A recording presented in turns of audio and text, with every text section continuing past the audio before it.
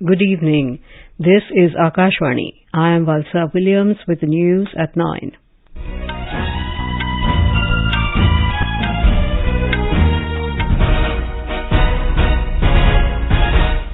The headlines. Stage set for assembly elections in Karnataka tomorrow. Fate of 2,615 candidates for 224 assembly seats at stake. Union Minister Sarbananda Sonowal inaugurates Sitwe Port in Myanmar, receives first Indian cargo ship flagged off from Kolkata. India extends $1 billion credit line to Sri Lanka by a year for essential imports. Former Pakistan Prime Minister Imran Khan arrested from Islamabad High Court premises in Al-Qadir Trust case. And Indian pugilists Deepak Ghoria and Nishant Dev storm into quarterfinals of Men's World Boxing Championships at Tashkent. The stage is set for assembly elections in Karnataka tomorrow. Polling will begin at 7 a.m. and continue till 6 p.m. The fate of 2,615 candidates for 224 assembly constituencies are at stake. Over 5,30,85,000 voters are eligible to cast their vote in the state. More than 3 lakh polling personnel are deployed to ensure free and fair polls. Besides, 84,000 state police personnel and over 58,000 Central Armed Police Forces have been deployed to maintain law and order. Chief Election Commissioner Rajiv Kumar has appealed to the young and urban electors to take inspiration from the elderly voters like 103-year-old Mahadeva Mahalinga Mali and participate actively in the Festival of Democracy. In a statement, the Chief Election Commissioner said basic facilities like drinking water, toilets, ramps, wheelchair, electricity, volunteers, shades, help desks and parking facilities have been provided at all the polling stations in the state.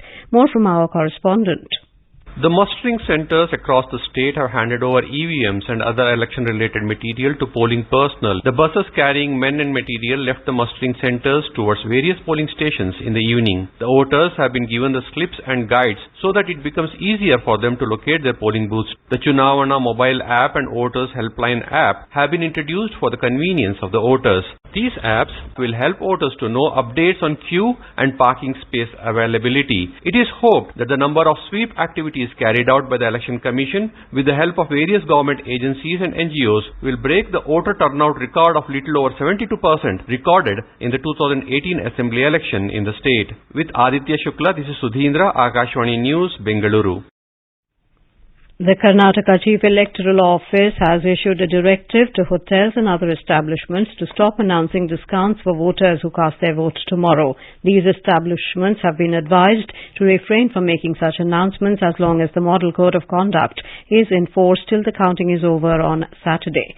The Bengaluru Metro Rail Corporation has extended Namma Metro train services till late midnight on Election Day. The last train from the terminal station at Bayapanahalli, Kengeri, Nagasandra, Silk Institute, KR Pura and Whitefield will depart at 0:05 hours midnight, and the last train from the other side will depart at 00:35 hours. Karnataka State Road Transport Corporation and Bengaluru Metropolitan Transport Corporation said as most of their fleet of buses are used for the election, skeletal bus services available tonight and tomorrow. Meanwhile, enforcement agencies have seized goods and freebies worth over 375 crore rupees while enforcing the Model Code of Conduct in the poll-bound state. Defense Minister Rajnath Singh met with an Israeli delegation led by Foreign Minister Eli Cohen in New Delhi today. During the meeting, Mr. Singh stressed on India's priority towards indigenization in accordance with the Atmanirbhar Bharat policy. He encouraged Israeli companies for more investments in India and for forging joint ventures with Indian partners to manufacture defense equipment in India. The Israeli minister affirmed continued cooperation of Israel in India's endeavor for indigenization and conveyed the willingness to cooperate and partner in advanced technologies. Earlier in the day, External Affairs Minister Dr. S. Jaishankar and his Israel counterpart Eli Cohen held bilateral talks in New Delhi. During the meeting, both the leaders reaffirmed their commitment to strengthen the India-Israel relationship. After the meeting, Dr. S. Jaishankar said both the countries noted the progress of I2U2 group comprising India, Israel, the UAE and the US and cooperation in multilateral forums. He said perspectives were exchanged about respective regions, Ukraine and the Indo-Pacific. Meanwhile, Mr. Cohen has decided to cut short his 3-day visit to India in view of security matters in his country.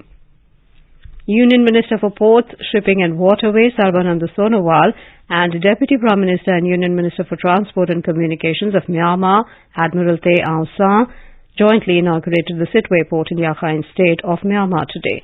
During this event, they received the first Indian cargo ship which was flagged off from SP Mukherjee Port in Kolkata. The operationalization of Sittwe port would enhance bilateral and regional trade as well as contribute to the local economy of Rakhine State. The greater connectivity provided by the port will lead to employment opportunities and enhanced growth prospects in the region. Speaking on the occasion, Union Minister Sarbananda Sonowal reiterated India's long-standing commitment towards the development and prosperity of the people of Myanmar through developmental initiatives such as the Sittwe port. In a move to assist Sri Lanka in its recovery from a severe financial crisis, India has extended a credit line of $1 billion to its neighbouring country by 1 year. The credit line, which was a part of the $4 billion emergency assistance provided by India during the peak of Sri Lanka's crisis last year, was originally set to end in March this year but has now been extended until March next year. Sri Lanka's Deputy Treasury Secretary Priyantha Ratnayaka said the extension will provide the island nation with backup funds to pay for essential imports. The initiative to extend the credit line, in which almost $350 million is still unutilized, denotes India's continued commitment to stand with the people of Sri Lanka in facing the challenges of economic crisis and moving towards sustainable economic recovery. Assam Chief Minister Himanta Biswa Sarma has said his government is working to remove the Armed Forces Special Powers Act from the remaining 5 districts of the state within this year. Addressing media persons in Guwahati on the eve of the Assam government's 2nd anniversary today, the Chief Minister said his government intends to prohibit polygamy through a state act rather than the Uniform Civil Code. Madhya Pradesh government has announced an interest waiver of 2,123 crore rupees for farmers today. The waiver covers over 11,19,000 farmers of the state. Under the proposed scheme, only farmers with arrears up to 2 lakh rupees, including principal and interest, will be eligible for the benefits. This is Akashvani giving you the news. For quick news updates round the clock, follow us on our Twitter handle at AIR News Alerts. President Draupadi Murmu conferred 8 Kirti Chakras, including 5 posthumous, and 29 Shaurya Chakras, including 5 posthumous, upon the personnel of the Armed Forces, Central Armed Police Forces, and State or Union Territory Police during Defence Investiture Ceremony Phase 1 in New Delhi this evening. The gallantry awards were given to the personnel for displaying conspicuous gallantry, indomitable courage, and extreme devotion to duty. Prime Minister Narendra Modi, Defence Minister Rajnath Singh, and Information and Broadcasting Minister Anurag Singh Thakur were present during the event. As part of its continuing crackdown on terror funding in Jammu and Kashmir, the National Investigation Agency NIA conducted searches at multiple locations in a case related to separatist and secessionist activities of the banned Jamaat-e-Islami JEI. NIA in a statement said the searches were conducted at the premises of JEI, JNK members and supporters at 16 locations, including 11 in Baramulla district in Kashmir Valley and the remaining 5 located in Kishtwar district in Jammu region. JEI has been found to be carrying out terror-funding activities in Jammu and Kashmir even after being declared an unlawful association under UAP Act in 2019. The NIA said during the investigations it was revealed that JEI, JNK members had been collecting funds domestically and from abroad through donations as well as for purported charitable purposes such as promotion of education and health. The funds were instead being used for violent and secessionist activities in Jammu and Kashmir. Former Pakistan Prime Minister Imran Khan was arrested today in connection with the Al-Qadir Trust case from the premises of the Islamabad High Court. The Pakistan Tehreek-e-Insaf PTI chairman was taken into custody by the Pakistani Rangers. The former Prime Minister, along with his wife and other PTI leaders, is facing an inquiry from the National Accountability Bureau related to a case which caused a loss of 50 billion rupees to the national exchequer. The arrest of cricketer turned politician resulted in protests and demonstrations by PTI workers in various parts of the country, including Islamabad, Rawalpindi, Lahore, Karachi and Peshawar. In Karachi, demonstrators clashed with the police. Birth anniversary of Nobel laureate Rabindranath Tagore was celebrated today. Lok Sabha Speaker Om Birla paid floral tributes to Gurudev at his portrait in the Central Hall of Parliament House. A booklet on Gurudev Tagore, brought out by the Lok Sabha Secretariat in Hindi and English, was also presented to the dignitaries on the occasion. Union Home Minister Amit Shah visited Jorashanko Thakurbadi, the birthplace of Gurudev at Kolkata in West Bengal on the occasion. The Home Minister also laid the foundation stone and inaugurated several development projects of Land Port Authority of India and BSF during an event at North 24 Parganas district.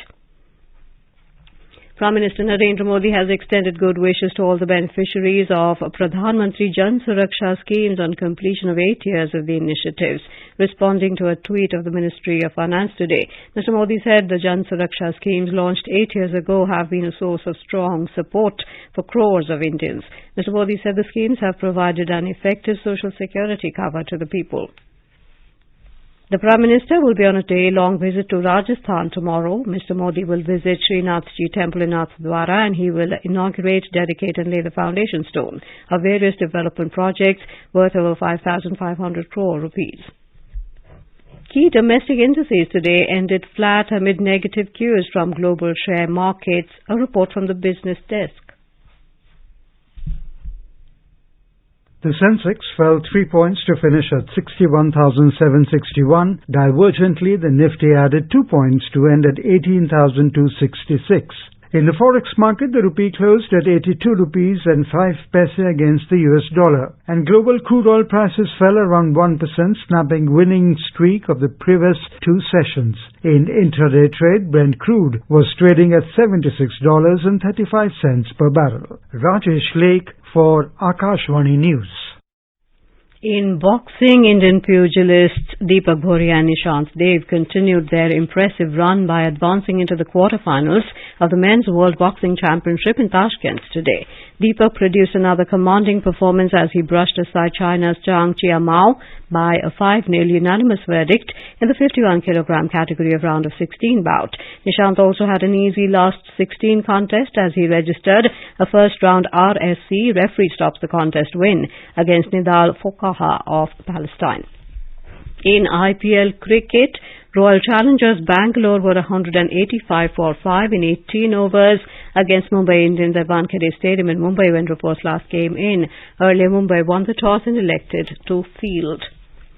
The Indian Meteorological Department, IMD, has said that a well-marked low-pressure area which has developed over Southeast Bay of Bengal and adjoining South Andaman Sea is likely to intensify into a depression by tonight. The IMD said it will subsequently intensify into a cyclonic storm over Southeast Bay of Bengal and adjoining areas of East Central Bay of Bengal and Andaman Sea by tomorrow. The IMD has advised fishermen, small ships, boats and trawlers not to venture into Southeast and Central Bay of Bengal and Andaman Sea from tonight onwards. A female cheetah, Daksha, brought from South Africa and placed in Madhya Pradesh's Kuno National Park, has died in a fight with other cheetahs inside the park.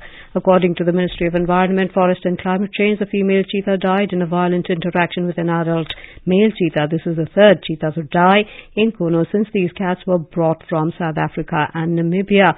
The autopsy of the dead female cheetah is being carried out by the veterinary team as per the protocol. And now, before we end the bulletin, the headlines once again. Stage set for assembly elections in Karnataka tomorrow. Fate of 2,615 candidates for 224 assembly seats at stake. Union Minister Sarbananda Sonowal inaugurates Sitwe Port in Myanmar, receives first Indian cargo ship flagged off from Kolkata. India extends $1 billion credit line to Sri Lanka by a year for essential imports. Former Pakistan Prime Minister Imran Khan arrested from Islamabad High Court premises in Al-Qadir Trust case. And Indian pugilists Deepak Bhoria and Nishant Dev storm into quarterfinals of Men's World Boxing Championships at Tashkent.